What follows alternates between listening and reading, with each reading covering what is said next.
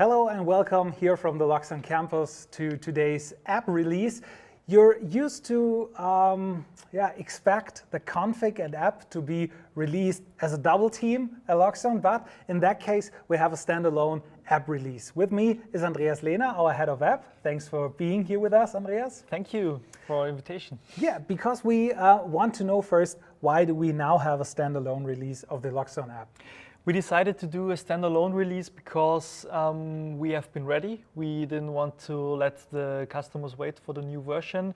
And we have some very exciting new stuff, especially for audio, which we do not want to hold back. Okay, yeah, that's the right power, the right Loxone spirit, just the best service for our customers. But you can expect a config release soon also. We don't want to tell you when exactly, but there is something coming with the Loxone config 16.1. But today we want to have a look at the app 16.1. So the first thing, if we switch to the app, Andreas, is that we see in the room directly the first audio player.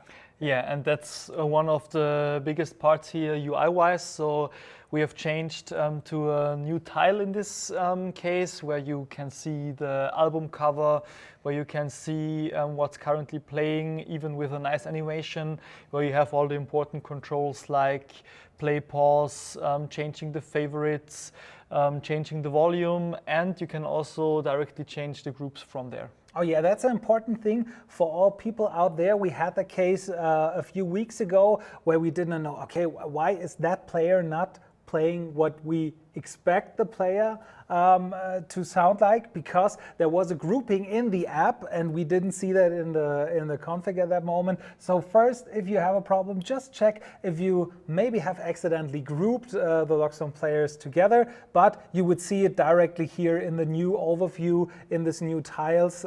It's that little button left of the volume control. There you could see, okay, if the player is grouped or not, and then you would see 1, 2, or 3, or yes, how many players are in that group. Yeah. What happens if we click then on the player?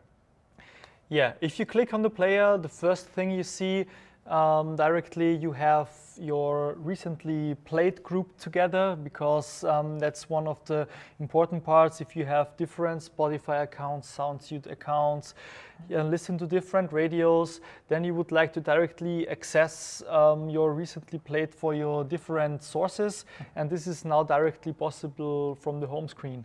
Yeah. And especially for all the audio enthusiasts who are using this app, may have now seen the performance upgrade we have here, because there are no more loading screens. You get directly into the app, and you also see very fast all of the covers without any further loading. Yeah, and I really like that. As you now click to the Spotify button, it directly shows the album covers, and it's like when I'm driving with my car and I start the engine and I put the USB cable to my smartphone and plug it with Android Auto to the infotainment system, it takes a lot of time until Spotify finally comes up. I'm halfway there to the Loxone campus when I finally see everything I want to see in that Android Auto app. And so if some Android Auto guys are now looking here, just look how we do it at Loxone side.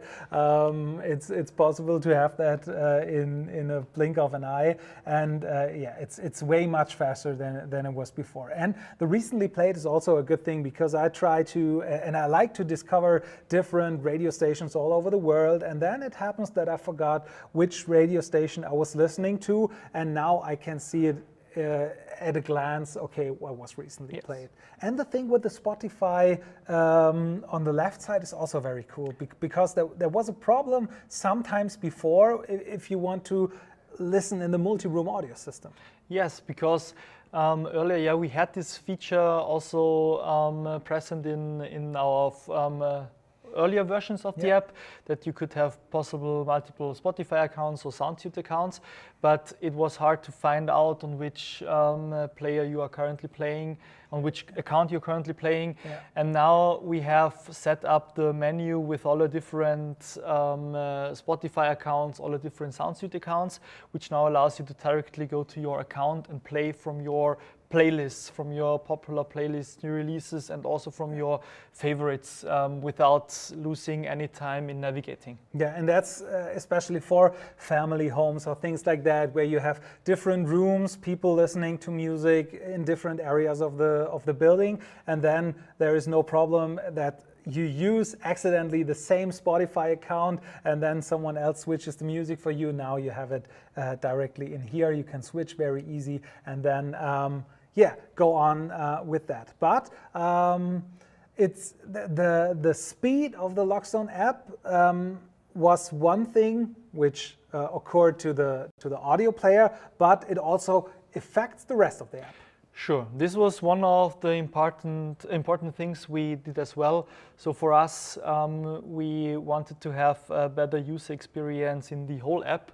So we started to find out where are the bottlenecks in navigation, for example, and especially if you have some screens with a lot of controls, you will now directly feel a difference in the speed. So in average, we have up to 30% performance speed up, especially while navigating, and at some points even more than that. Yeah, so you will feel it directly if you start the Loxone app, and this is the thing.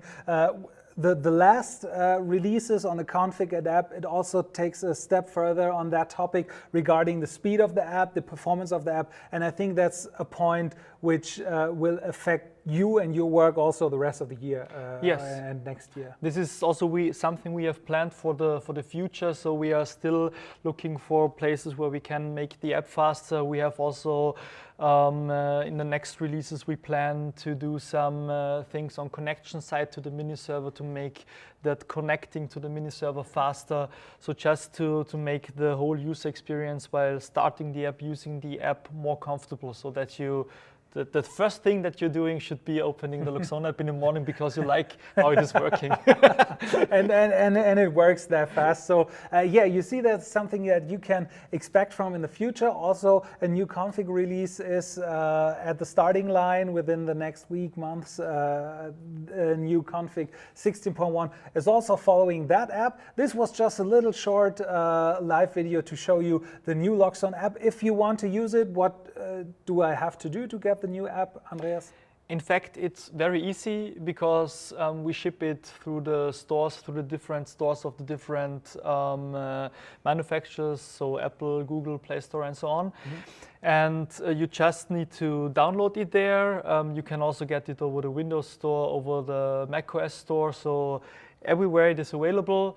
If you have already installed it, maybe you have seen the update already because it's live. And other than that, you can just go to your settings and press the update button and get your update. And a little hint for all people maybe watching the video now, they don't have a Loxone installation already. You can, of course, just download the app for free and you can connect to a demo mini server for free so that you can get a look and feel of what working with Loxone in your hand means to you. So it's now open for everyone. The app updates are delivered. Maybe you already have it on your phone and you didn't notice it yet because you haven't opened the app. So have fun with the new Loxone app. If you like the video, please give us a thumbs up and a subscription to our YouTube channel. Thanks, Andreas. And thank you. See you next time. Bye-bye.